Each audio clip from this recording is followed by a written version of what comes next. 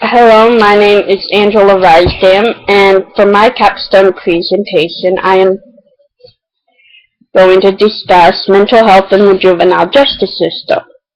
And during this presentation, I am going to give some historical information, general information,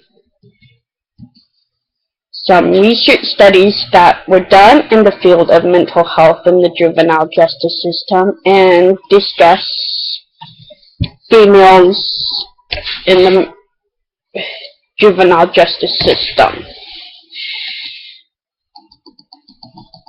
So, on the second slide, you see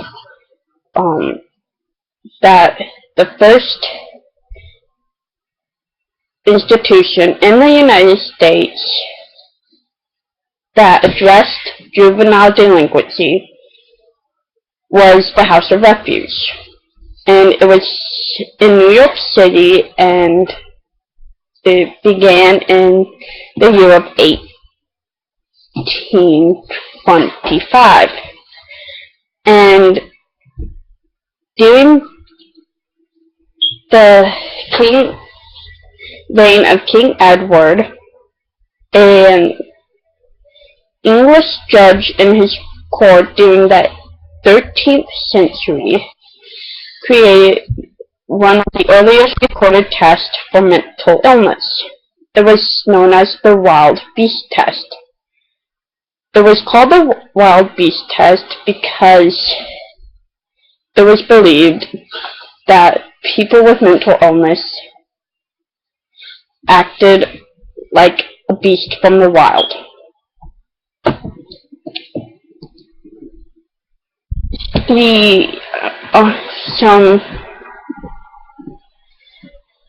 The legal definition for mental disease is a person is not responsible if, at the time of such conduct, as a result of mental disease or defect, which means he lacks substantial capacity to appreciate the wrongfulness of his or her conduct, or the ability to conform to his or her conduct to the requirements of law. This pretty much means that a person is not guilty by the reason of mental disease or defect if they do not understand that what they did is illegal. And according to Trost, even though there are safe haven laws, were concerned with uneasy meeting grounds between families and the regulatory power of the state. They also touch some topics that are essential to the history of the juvenile courts and child welfare. So, on slide 4, according to Seifert and colleagues, the National Education Statistics of 2010,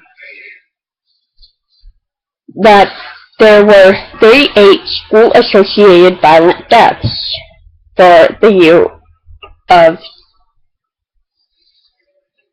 2008 to 2009, and that 8% of students had reported being either threatened or injured with a weapon on school's property in the year of 2009. According to Coghill, in England and Wales, the criminal procedures that relate to children that are of ages 17 and under are dealt with special forms of magistrates. that are known as youth court under the Criminal Justice Act of 1912. These magistrates do not have any legal training, but they are specially trained. On slide 5, you see a little chart that to the left you see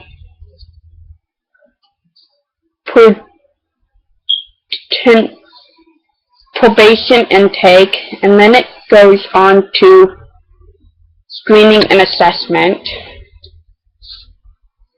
and which is then they are referred to the appropriate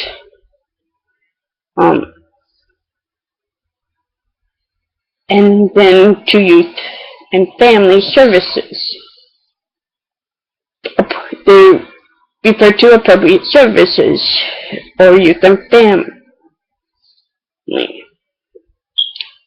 Receipt of treatment, the Mental Health and Juvenile Justice Direct Services. That's the little chart, anyway.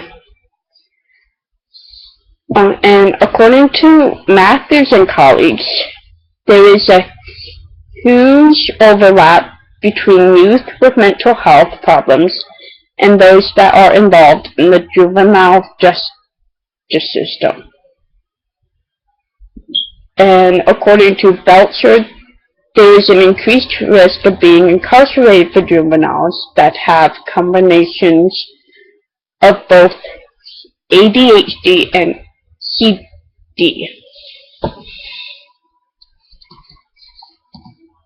On page 6, you'll see some data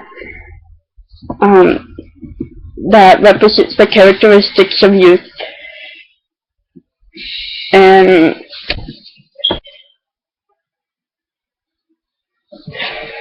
there's male, female, the races, ages,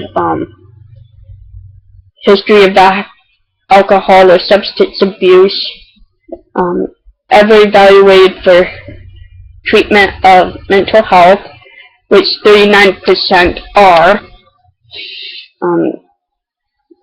evaluated or treated for mental health, and 61.4 have a history of alcohol or substance abuse. On page 7, it talks about the objective of the juvenile diversion programs is to reduce both out of community placement and recidivism, and the MHJJ product defines the first one. According to Sullivan and colleagues, the second outcome which is of interest is recidivism, which is measured by arrest. Overall, there was a percentage of 14.5 of the inmates in JJ youth that had been rearrested during a period of 120 days. Cole and colleagues' findings of a study show that the mean age was 14 years old, and the majority of the participants, which is 64.3, were males, and 80% made up of minorities, mostly being African American or Hispanic.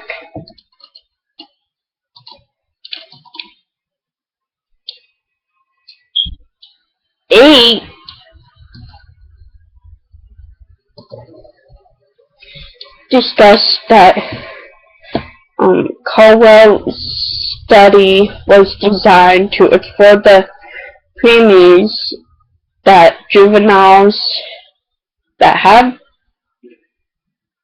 mental health issues were given specialized supervision as a diversion were less likely to be adjudicated for the initiating defense than those that received the traditional supervision.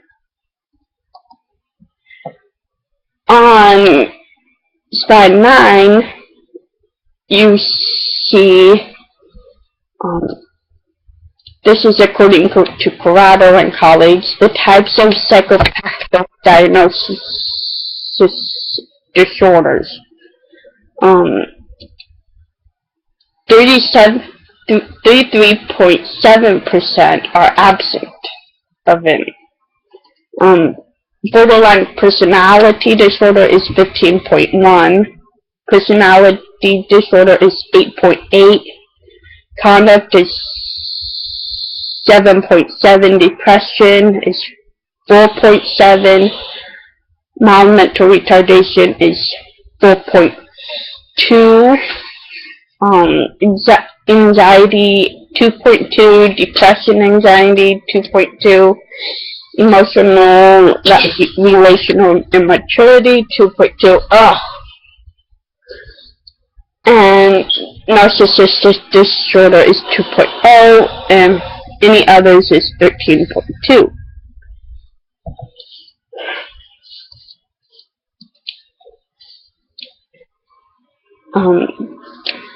The percentages for mental disorders, for the onset of mental disorders, is 3% are the ages of 9 to 10, 1.4% are 11 to 12, 18.75% are 13.4, 44.2 is 15 to 16, and 21.2 is 17 to 18 years old. So according to this, the highest rate of onset of mental health disorders happens between the ages of 13 and 18.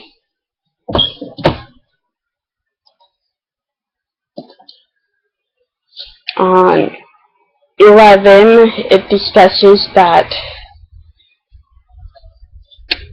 there are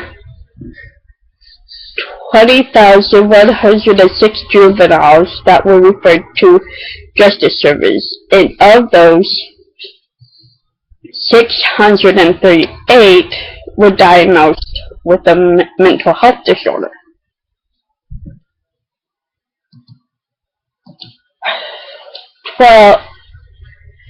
12 talks about Holsinger's research that was conducted, and it represents the second phase of a project with the Office of Criminal Justice in the state of Ohio. Funding that had come from the 1992 Reauthorization of Juvenile Justice and Delinquency Prevention Act, which was created 20 years previously in 1974.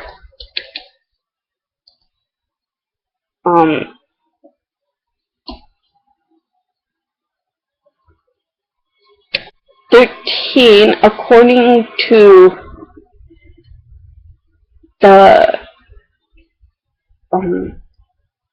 Kelly and colleagues, the average age of participants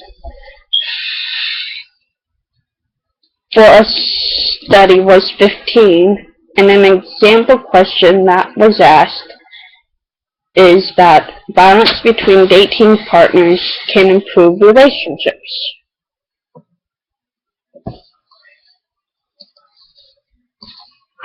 Um, Under the topic of girls, according to, they say,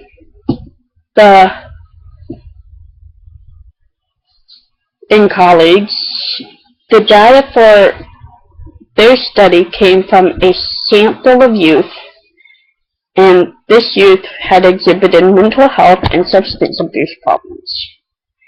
They have been arrested and were referred to local probation or either intake of investigation and this took place in 11 different counties in the state of New York.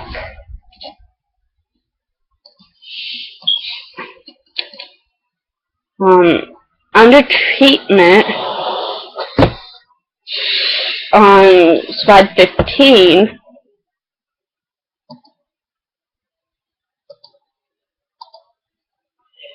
you'll see two columns, and the first one is the males, the second one is the females. So suicidal ideation, females is the highest. Traumatic experience, males tend to be the highest. Angry and irritable, females at 3.1,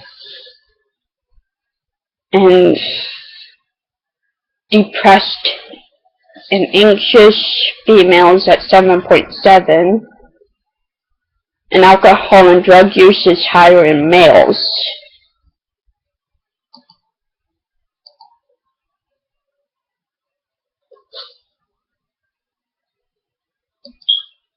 And then page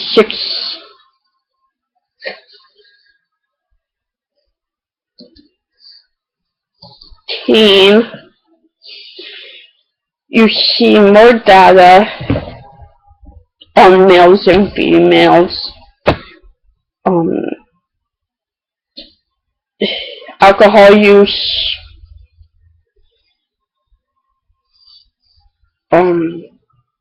females tend to be higher. Angry, irritable males.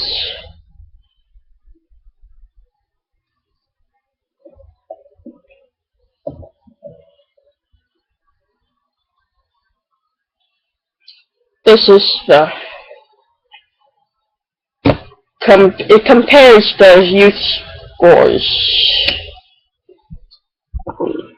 within 95%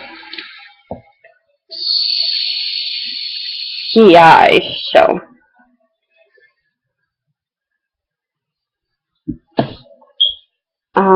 and